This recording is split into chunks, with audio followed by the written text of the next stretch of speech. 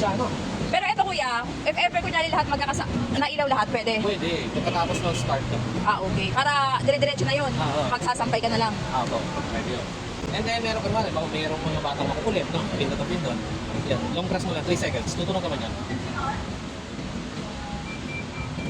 Ayan, CL, child lock. Hindi na siya magagalaw. Hindi na to, kahit patay ng bata yun. Hindi na. Nakaset na siya sa ganon. Hindi na Tapos, magagalaw ng bata. pag ibabalik, Long press nyo ulit. Yan, okay na po yun. Okay. May delay po yan. May delay talaga. Basta after water level, start lang. Okay. Ngayon, kung pipili ka ng category, after water level, pili ka sa program. Okay. Kunwari, pag sobrang dami ng gamit natin, 5 tayo per paint. 5, okay. Kung mabilis ang 4, yan, kung medyo yung damit nyo mabilis masira, number 3. Okay. Okay, meron standard tayo. Tapos meron din tayo tinatawag na drum cleaning na. Pwede mo linisin ito para hindi makamoy. Okay. Okay, ganun lang naman, number lang naman yung start. Okay?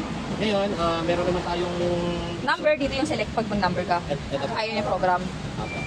Ayan, okay. Ngayon, meron naman tayong tinatawag para hindi na kayo mahirapan, yung process. Okay. Yung process, ma'am, ito, para hindi na kayo malito, kung ano yung iilaw, yun ang pagaganahin mo. Okay.